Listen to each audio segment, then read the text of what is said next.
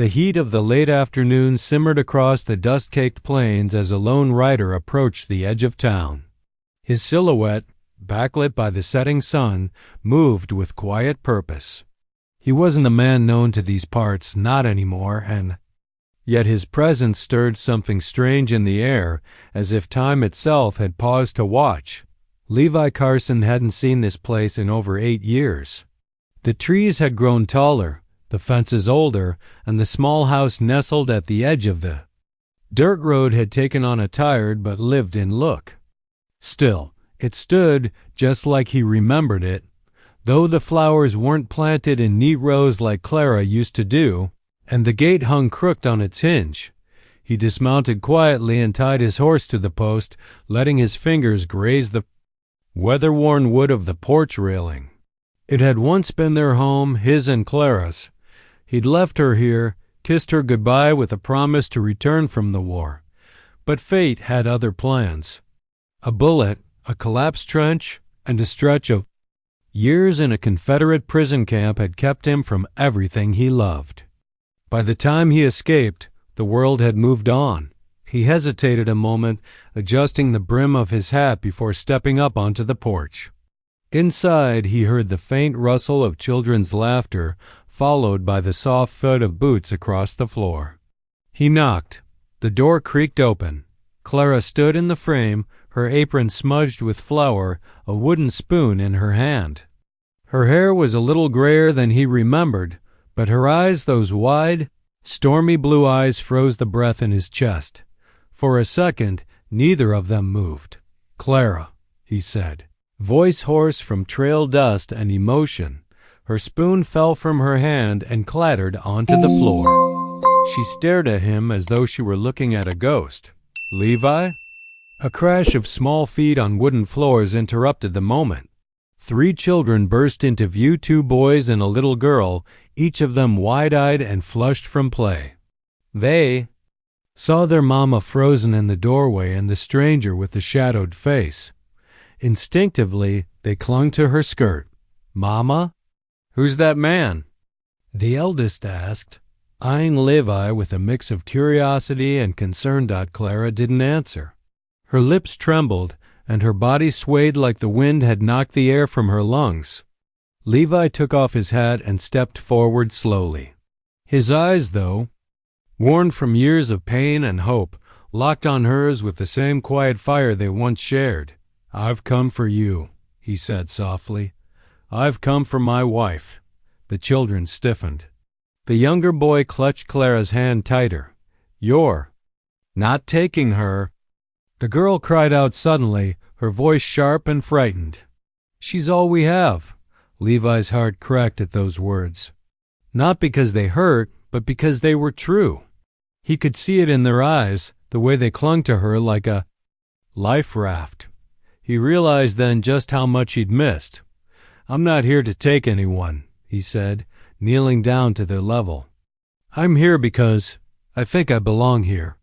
I didn't die like everyone said. I came back as soon as I could." Clara finally found her voice. It was quiet, dazed. "I thought you were dead, Levi. They told me. They told me you died. In the siege. There was a telegram." "I never made it out of that trench," he said. "Not until years later.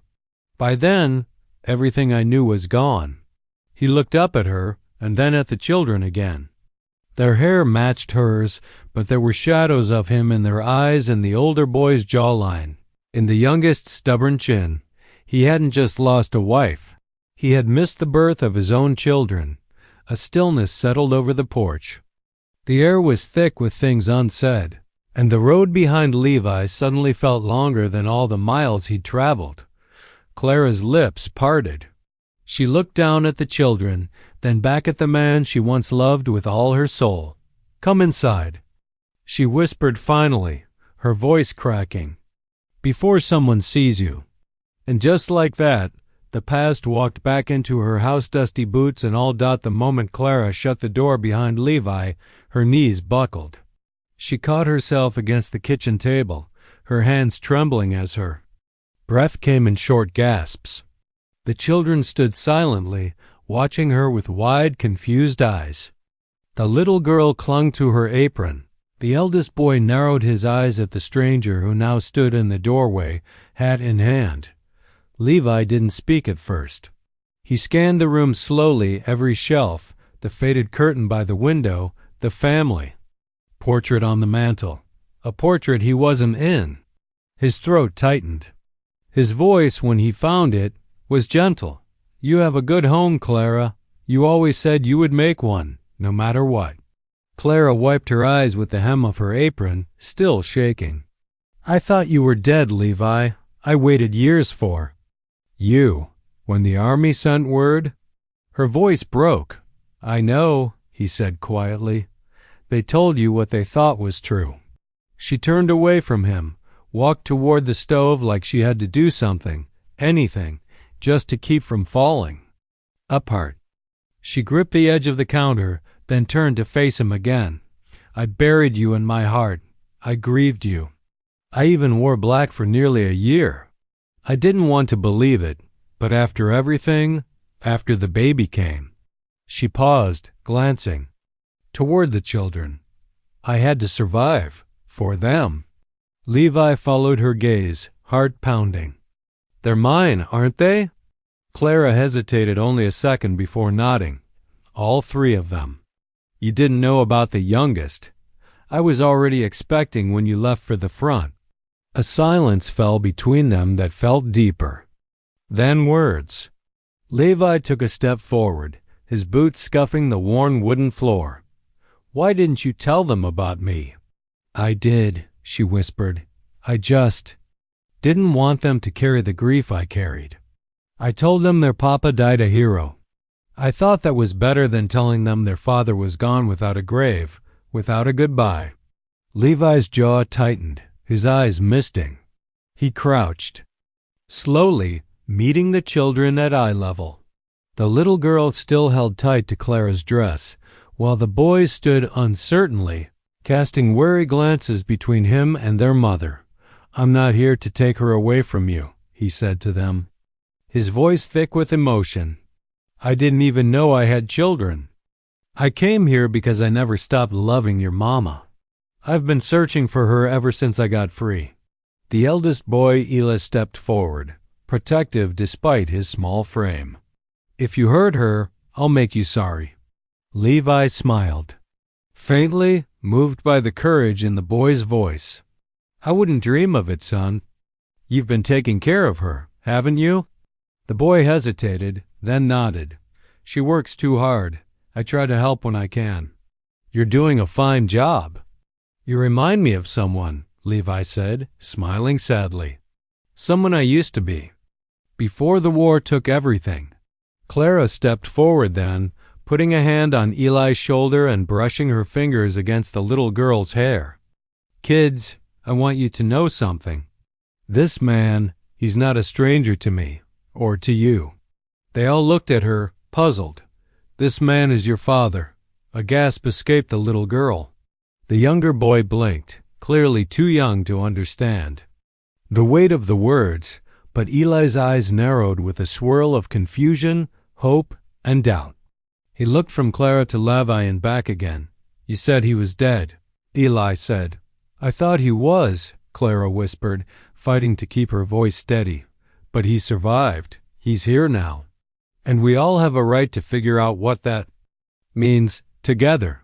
Levi didn't move. He knew not to push.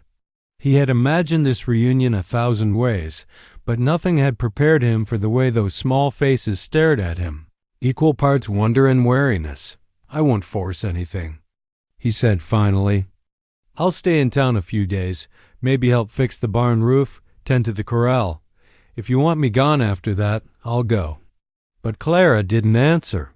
Her eyes were still locked on his, full of memories, full of pain, and beneath it all, the faintest flicker of something that hadn't yet died. Hope. That night, after supper and a tense quiet fell over the small ranch house, Clara stood by the kitchen window, staring out into the moonlit yard. The wind whispered through the trees like voices from the past, soft, accusing, relentless. Levi sat at the edge of the table, his calloused hands folded before him, waiting. The children had gone to bed with wide eyes and too many questions. Clara had promised to explain everything in the morning, but she knew the real explanation. Couldn't wait. Not for Levi. Not after what they both lost. I never planned on lying to them, she began, her voice trembling slightly. But the truth, it felt too cruel. Levi said nothing, letting her speak, just as he had when they were young back when she'd talk about dreams, and he'd promised to make them come true. Clara slowly turned toward him. After you left for war, I stayed busy. I prayed every night, kept the house, wrote you every week. Then the letters stopped. Weeks turned into months, then a year. I never got them, Levi said quietly. I wrote too. But after the battle at Cold Creek, they never let us send anything again. I remember when the telegram came, she whispered. I was 5 months pregnant. They said you were missing after the siege presumed dead. I read that paper 100 times trying to make it say something different. She bit her bottom lip, fighting tears. I buried your clothes. I wore black. I never thought I'd smile again. Levi's throat tightened. And the baby? Clara glanced up the stairs toward the children's room. It was Eli. He was born 2 months early. Sickly at first, but he fought. Just like you would have. She gave a soft, broken smile. I told him stories about you. I even gave him your middle name, James. Levi nodded slowly, overwhelmed. I didn't know, all this time. I worked cleaning houses to keep us afloat, she said. The other 2 came later. I never married again, Levi. I couldn't. You may have been gone, but I couldn't make myself belong to someone else. Levi stood and walked toward her, every step heavy with years he couldn't get back. I thought about you every day. In that prison camp, the only thing that kept me going was your face in my mind. I carved your name into the wall with a nail. I said your name every night like a prayer. Clara's hand flew to her mouth. The pain in his voice raw and low broke. Something loose in her. Oh God, Levi, why didn't you come sooner? I tried, he said, his voice thick. I was sick when I got out. Didn't even know where I was for the first month. By the time I made it to Texas, the world had changed. Your name wasn't listed anywhere. I thought maybe you'd moved on. I didn't, she said, stepping toward him. Not in my heart, but I had to build a life for our children. I couldn't let them see me fall apart. You did more than survive, he murmured. You built something beautiful, Clara, and you did it alone. She reached up and touched the side of his face, brushing the scar near his temple. I didn't want them to grow up carrying grief. I told them their father died a hero. I told them he loved them, even if he never met them. They deserved to know the truth, Levi said. All of it. Clara nodded slowly, though her eyes were full of fear.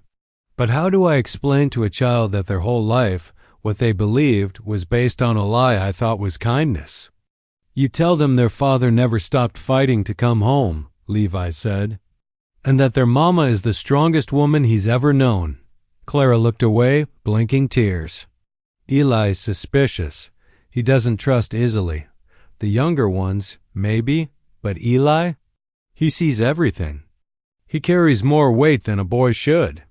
Then I'll start with him, Levi said gently. Not as a father, just as a man who wants to earn his place. She turned to him, her voice soft. You don't have to earn it, Levi.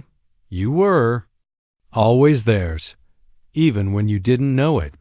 Levi took her hand in his, rough against delicate, time-worn against time-tested. Then let me make things right, for all of you. The silence between them wasn't painful now. It was tender. Heavy with years, but stitched with threads of something new, something neither of them had dared believe could still exist. Redemption. And tomorrow they would begin the hardest part of all, telling the children the truth. Morning came slowly. as if even the sun was cautious about what the day might bring. The quiet of the ranch was broken only by the sound of a hammer striking. Nails Levi, shirt sleeves rolled up, was repairing the old chicken coop out back. The children watched from the porch with wary curiosity. Eli sat with arms crossed while the younger two whispered among themselves, glancing between the man and their mother. Clara stood in the kitchen, kneading dough that would become the morning's biscuits, though her eyes kept drifting toward the window. Every time Levi raised his head and wiped sweat from his brow, her breath caught. She remembered those hands, strong, patient, and how they used to touch her face with such care. But now those same hands were strangers to the children he'd helped create. A knock at the door startled her. When she opened it, Sheriff Latham stood on the porch. He was a thick-set man in his 50s, polite but firm, with gray in his beard and suspicion in his eyes. "Morning, Clara." "Sheriff," she greeted, tucking a loose strand of hair behind her ear. "Something wrong?" "I reckon that depends," he said, tipping his hat toward the backyard. "Saw a stranger working on your property this morning. Some folks are asking questions." Clara's heart sank. "He's not a threat." "Didn't say he was. But folks don't like unknown men hanging around widows. You've had enough to shoulder over the years. I'd hate to see trouble find its way to your door," she swallowed. "He's not unknown, not to me." Sheriff Latham raised an eyebrow. "Is that so?" Clara hesitated only a moment. "His name's Levi Carson. He's my husband." The sheriff's face froze, the name clearly recognizable. "That can't be. Levi Carson's been dead near 8 years." "I thought so too," she said, her voice tight. "Turns out he wasn't. He came back a few days ago." "Back from where?" "A Confederate prison camp. He escaped years after the war ended. Spent a long time trying to find me." The sheriff stepped inside without invitation. His tone dropped lower. "Clara, you've got 3 children who don't know this man from a fence post. I need to know, Ken. You vouch for him?" "I can," she said firmly, though her voice trembled. "I loved him once. I never stopped." Latham exhaled through his nose. "Even if that's true, you understand this complicates things. Your children are legally fatherless. You're listed as a widow in the county records. You've claimed relief as one." "I know," she whispered, "but I didn't lie. I believed what the Army told me. And if Levi's alive, then he's your husband. That means everything about your legal status changes. You'll lose certain claims, and he could claim ownership of the property if he pushed for it." "He wouldn't," she said, voice sharpening. "He didn't come here for land. He came for us." The sheriff narrowed his eyes. "Does he know those children are his?" Clara nodded. "He does now." The sheriff's gaze softened, but only a little. "Then you need to be careful. Even good men break under the weight of time and loss. He may not be the man you remember." Clara crossed her arms, her chin rising slightly. "He's not the same. Neither am I, but he's trying. And my children deserve to know their father, whatever that means going forward." The door creaked behind her, and Levi stepped in, wiping his hands with a rag, his eyes falling immediately on the sheriff. "I don't mean trouble," he said calmly, "but I won't apologize for surviving. I came here with nothing but my name and what's left of my heart." Sheriff Latham studied him for a long, tense moment. "You'd best behave like a man with something to prove. These folks here this town, they protect Clara like she's kin. One wrong move and they'll run you out of here with pitchforks." Levi nodded. "I'm not here to fight anyone, Sheriff. I'm here to fix what I can, and I'll do it slow if that's what it takes." The sheriff turned back to Clara. "You trust him?" She looked at Levi, then back at the man who had helped her more than once over the years. "I do." The sheriff nodded once slowly. "Then I'll keep the peace, but I won't be far." He stepped out, pulling the door closed behind him. Silence settled for a beat until Clara looked at Levi, her expression a mixture of fear and quiet defiance. "They'll all be watching now," she whispered. "Let them," Levi said softly. "I've got nothing to hide." "And nothing left to lose except all of you." Outside, the sheriff mounted his horse and looked back at the house. Trouble hadn't come yet, but it was circling. And this town wasn't going to give up Clara and her children without a fight. News traveled fast in a town like dry willow. By the time the sun hit its highest point that next day, half the town already knew. Levi Carson, the man thought long dead, was back alive and breathing under Clara's roof. For some, it was a miracle. For others, it was a disruption they didn't ask for. At the general store, murmurs danced across the aisles like wildfire. 8 years gone and he just walks in like nothing happened? I heard he was in a prison camp, barely survived. Well, I heard he's after her land. Clara never married again. That should tell you something. It tells me she didn't want a man in her house and now one's sleeping in the barn. By the next church gathering, Pastor Sims had caught wind of the tension. He approached Clara after service, his tone gentle but edged with worry. "Sister Clara," he began, tipping his hat as she loaded her youngest into the wagon. "I heard about Levi. You know I've always cared for you and the children. I just want to make sure you're thinking this through." Clara kept her face calm, though her grip tightened on the reins. "I appreciate the concern, Pastor, but Levi's not a stranger to me. He's my husband, and he's their father." The pastor sighed. "That may be so, but the town stirred up. People feel protective of you, of the children. You're the heart of this community. Folks don't take kindly to sudden change." "I've lived with grief for 8 years," she said softly. "If this town truly cares for me, they'll learn to live with hope."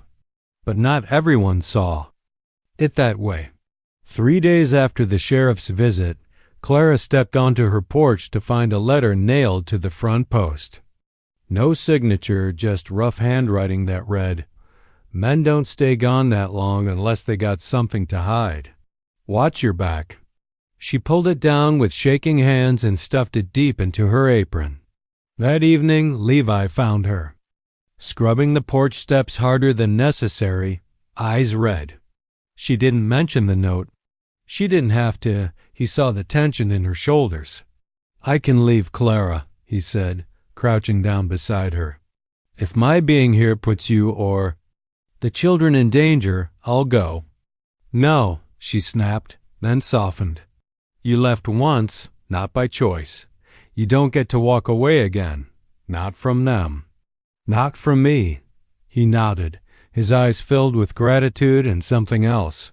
"Resolve. I won't leave then, not unless you tell me to." Over the next week, Levi worked quietly, humbly. He mended the corral, helped Clara haul buckets from the well, showed the boys how to sharpen a knife and the girl how to feed the chickens without getting pecked. He never overstepped, never forced himself into their lives, he simply showed up every day, like he belonged. The younger 2 children warmed to him first. They started calling him Mr. Levi before long. Then just Pa. But Eli remained distant, watching, measuring, and the town noticed too. One afternoon, Levi rode into town to buy a sack of grain. As he tied up his horse, a man named Cyrus Weller, one of Clara's longtime neighbors, stepped off the boardwalk and stood in his path.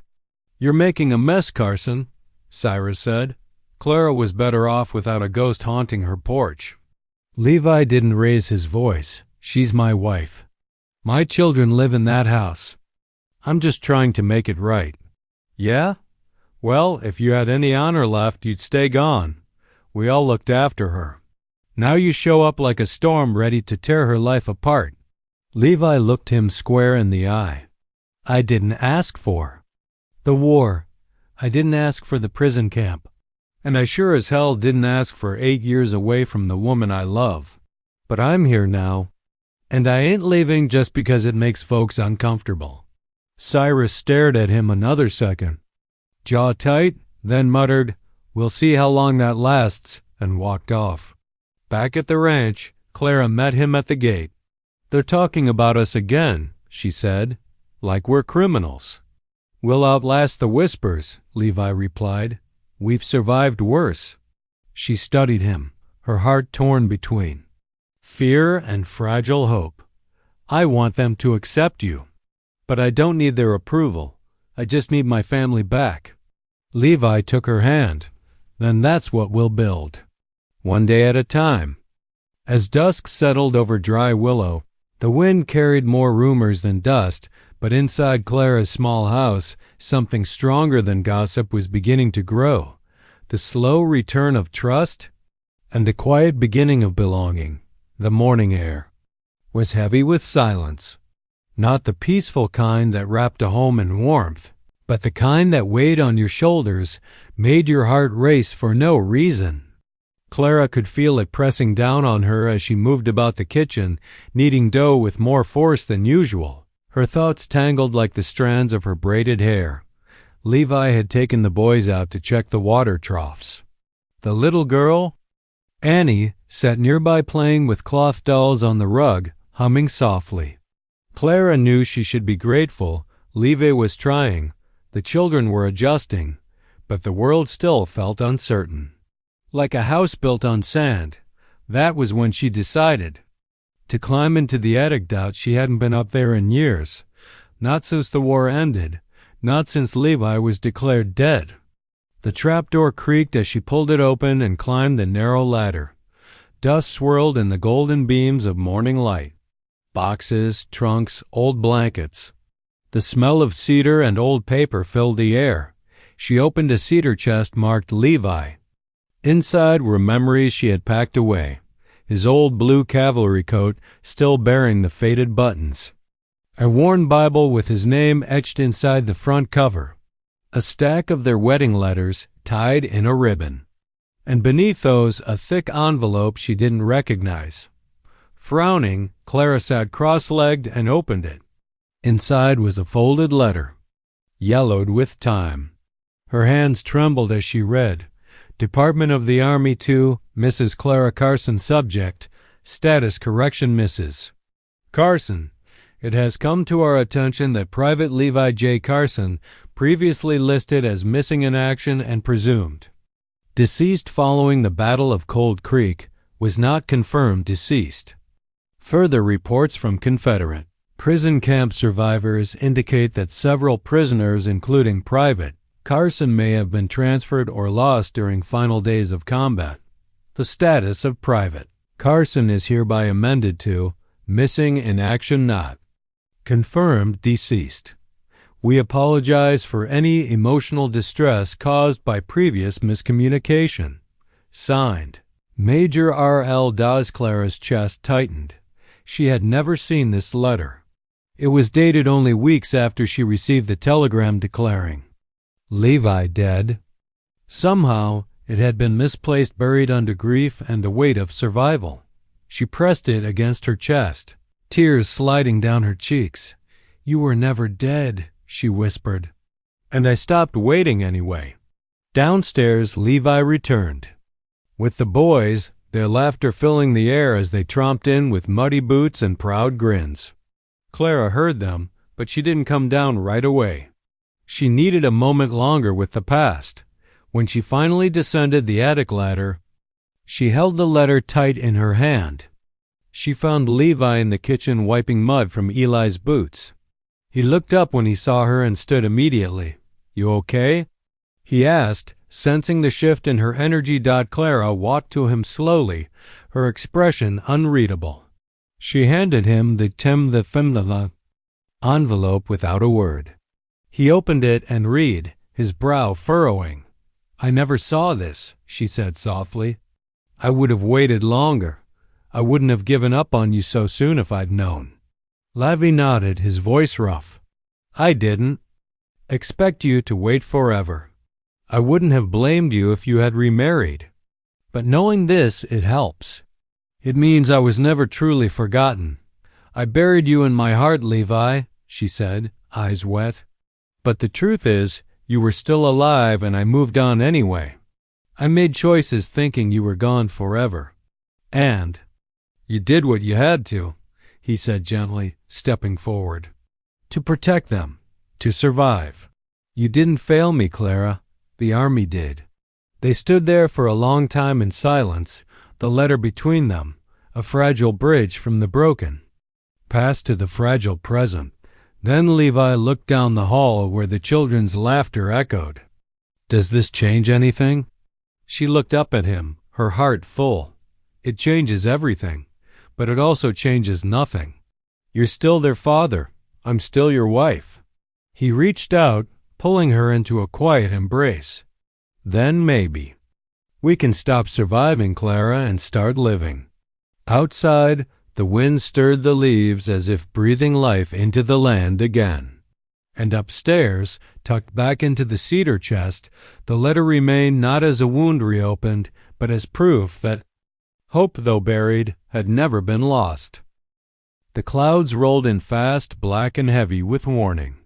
Dry Willow hadn't seen a storm like this in months, and the land was thirsty. But the way the wind howled across the plain that evening sent a different kind of chill down Clara's spine. She stood on the porch, wiping her hands on a towel, staring at the sky as thunder grumbled low in the distance. Her youngest clung to her leg while the boys dragged buckets and blankets into the barn, trying to shore things up.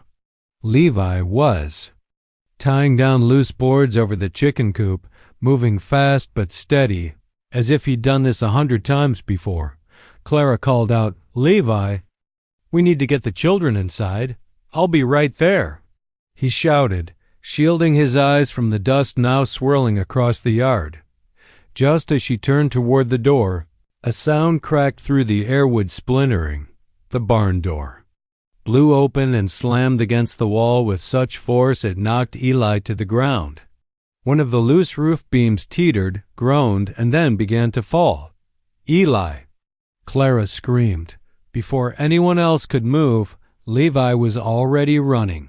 He didn't hesitate. His boots hit the ground hard, his arms pumping. As the beam crashed down, Levi dove forward, shoving Eli out of the way, just as the heavy wood struck the earth with a deafening thud. Inches from where the boy had been, dust filled the air. Levi! Clara's voice was sharp with panic as she sprinted across the yard. The children followed, crying. She reached them to find Levi on the ground, holding his ribs, grimacing but conscious. Eli stood a few feet away, frozen in shock. I'm okay, Levi muttered, coughing. Just knocked the wind out of me. Clara dropped to her knees beside him, brushing dirt from his face. You could have been killed. I've already been dead once, remember? He said with a weak grin. Figured I'd rather be alive and bruised with my boy safe. She stared at him, the reality hitting her like a blow. He hadn't hesitated. He hadn't thought twice. For a boy he barely knew yet somehow already loved. Eli stood silently nearby. His hands were clenched, jaw tight. Finally, he looked at Livy, not like a stranger this time, but like someone trying to understand something too big for words. You saved me, he said quietly. Levi nodded. That's what a father's supposed to do. Later that night, the storm raged overhead, shaking the shutters and soaking the dry land in sheets of rain.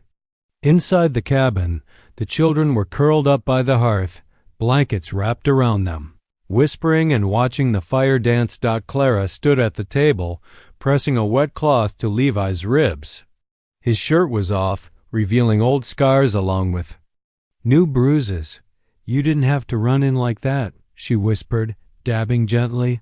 I know, he said, but I would have never forgiven myself if I hadn't. Clara set the cloth down and leaned against the table beside him. The firelight caught in her eyes, and for a moment they looked just like they had before war, before loss. Before years stretched them apart. They're starting to trust you, she said. Eli, he hasn't looked at anyone like that since he was little. I'm not asking them to call me father overnight, Levi said. But if they can see who I really am, that's enough for now. Clara looked down at her hands, then up at him. What about me? He held her gaze. What about you? I don't know who I am with you anymore. I've spent 8 years trying to be both mother and father. I've buried you 100 times in my sleep, and now you're back. But so much has changed. Levi stood slowly, wincing slightly. I don't expect you to love me like before. Hell, I'm not even. Sure, I'm still the man you loved, but I am the man who came back for you, for them. That's got to count for something. Clara studied him for a long time. She didn't move, didn't speak. The silence wasn't uncomfortable, it was weighty, full of questions too raw to ask and answers too fragile to voice. Finally, she whispered, If I let you stay, really stay, do you promise me one thing? Anything. You don't ever leave again. Not for war, not for pride, not for anything. He took her hand, his grip warm and certain. I promise, Clara, this time. I stay. Outside, the storm began to fade. And inside, for the first time in years, Clara felt something take root. In her chest, a flicker of peace. Not complete, not without complication, but real. She didn't know what tomorrow would bring. But tonight, she had made a choice, and so had he. The sun was just beginning to rise when the knock came sharp, deliberate and angry. Clara flinched. She'd been up for hours, staring into her cold cup of coffee, wondering how long peace could. Last Levi stood beside her, jaw clenched, already knowing this wasn't a friendly call. He opened the door before Clara could stop him. Outside stood a small crowd, 6 men, maybe more. Cyrus Weller was at the front, arms crossed, with Sheriff Latham not far behind. Behind them, neighbors lingered with tight mouths and folded arms, eyes hard with judgment. We need to talk, Cyrus said, stepping up onto the porch uninvited. Then talk, Levi replied calmly, stepping aside but not letting them inside. Clara moved behind him, shielding the doorway, the children's heads peeking from the stairwell. This ain't about revenge or jealousy, Cyrus began, but about protecting what's ours. Clara's been part of this town for years. She raised those children alone. People stepped up to help. That's more than you ever did. Levi didn't flinch. Because I was buried alive in a prison camp while you were cozy in your pew. Don't twist it, Cyrus snapped. You say you're her husband, but you've got no paper, no marriage certificate, no legal proof. You're just a man making claims. Sheriff Latham cleared his throat. He's not wrong, Levi. Without documentation, you're just another drifter in the eyes of the law. You can't force your way into this family. The courts could question your rights. Levi glanced at Clara, his voice steady. I'm not forcing anything. I came home. And I came honest. You don't belong here anymore, another man added. This family has done just fine without you. That's when Annie's voice rang out, trembling but fierce. You can't take her. Everyone turned. The little girl stood at the top of the stairs, barefoot in her nightdress, tears streaming down her cheeks. You can't take Mama away from us. Her brothers came next. Eli walked to the top step, glaring down at the men, and spoke with a voice that was deeper than his ears. She's all we have, and she's all he has. You got no right to tear us apart again. Levi stepped off the porch, slowly, deliberately. He reached into his coat pocket and pulled out a worn pouch. Inside was a gold ring. Her wedding ring, the one he'd carried through war and captivity. The one that had nearly rusted through but still bore her initials carved inside. He held it up, then looked at Clara. I didn't come back to fight, he said. but I also didn't come to be erased. Then, for all of them to see, Levi removed his hat. His hair was streaked with gray now, but the eyes were steady and sure. "She was mine first," he said quietly. "Before the war, before the telegrams, before this town ever knew her sorrow. We said vows beneath a cottonwood tree, and she wore this ring when I kissed her goodbye." The silence was deep. Sarah shifted, unsure of what to say. The crowd behind him began to murmur, not all in agreement. Sheriff Latham finally raised a hand. "That's enough." He turned to Clara. "It's your house, your children. You decide who belongs in it."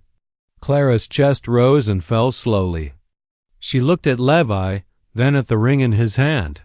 Her eyes welled with tears. "He belongs here," she said firmly, "with us. No one gets to rewrite our past, especially not after we've survived so much just to face each other again." Sheriff Latham nodded once and turned to the crowd. "This conversation is over. If anyone pushes it again, they'll answer to me." With that, the men began to disperse, most silently. A few lingered, exchanging glances. But the mood had shifted. The fire had lost its heat. Levi stood there for a moment longer, then looked up at the porch where Clara now stood alone. He stepped up to her, offered her the ring. She looked at it, then him, and whispered, "I never stopped wearing you in my heart." She took the ring, slipped it onto her finger once again, and reached for his hand. Inside the house, the children exhaled all at once. They hadn't just defended their mother, they'd claimed their father. And Levi, finally, had been seen for who he truly was, not a ghost, but a man reclaiming what was his with love, not force. The days after the confrontation on the porch passed with an uneasy quiet. The townsfolk kept their distance, though some offered wary nods. Others stared too long. But Levi didn't flinch. He worked harder. He showed up for the children. He respected Clara's space. And slowly, the lines on her face began to soften. But not everything was mending. Eli. The boy kept his guard high, his words short. Though he helped Levi in the fields and ate supper with him at the same table, there was a wall between them, thick and cold. Clara saw it and felt it like a weight across her chest.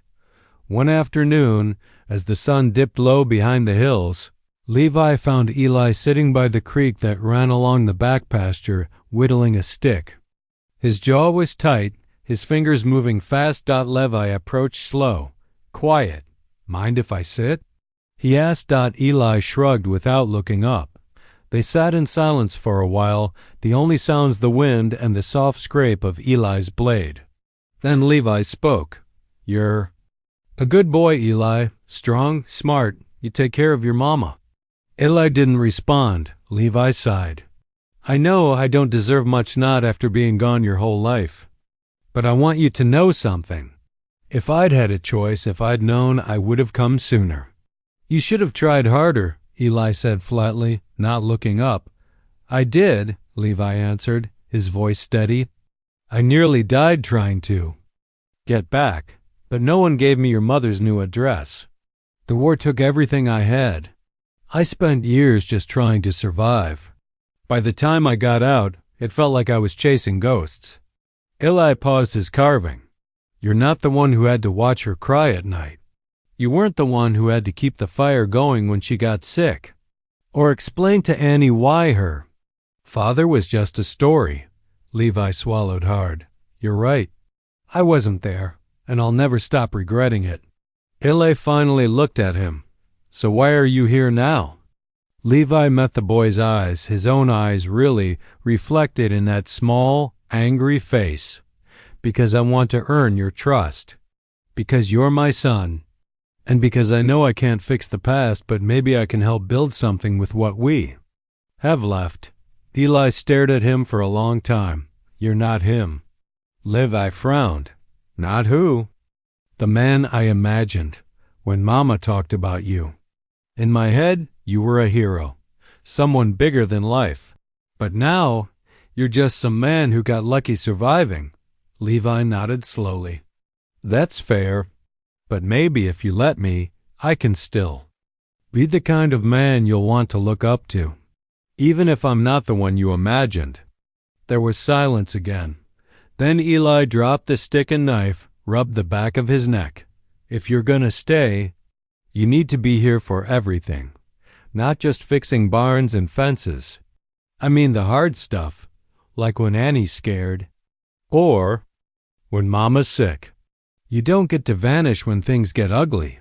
Levi reached out, rested a hand on the boy's shoulder. "I don't vanish, not anymore." Eli didn't pull away. And that was enough for now. Later that week, Levi stood in front of the small wooden chapel in town. Clara had asked him to meet her there. He found her inside, lighting a candle near the altar, where years ago they'd exchanged their vows. "I asked Pastor Sims to file the paperwork," she said without turning, "to make it legal again. The marriage, I mean." "You don't have to do that," Levi said gently. "I know things are complicated." Clara turned and looked at him, her eyes clear, unwavering. "You've done everything right since you came back. You've earned it. You're not the man I lost, you're the man who fought to come home. That counts for something." Levi took her hand. "It counts for everything." Behind them, the chapel doors creaked open. Eli, Annie, and Jonah entered quietly and walked to stand beside them. Levi looked at them all, voice rough with emotion. "I'm not perfect. I'm not even whole. But if you'll have me, I'll be yours." Eli nodded once. Annie grinned and clutched his hand. Jonah whispered, "You already are." For the first time since returning, Levi felt it not just acceptance, belonging, the trial wasn't over. But he was finally past the verdict. Harvest came late that year on Dry Willow, but the fields finally turned gold under the autumn sun. Levi stood at the edge of the pasture, hands on his hips, watching the children race through tall grass, Annie's laughter ringing out like a bell. Jonah close behind, and Eli walking a few steps behind them, his usual guarded look replaced by quiet ease. Clara stepped up beside Levi, brushing a few loose curls from her brow. "It's strange," she said, "how quickly things feel." Steady again. Levi didn't take his eyes off the children. "It's what you built, Clara. I'm just catching up."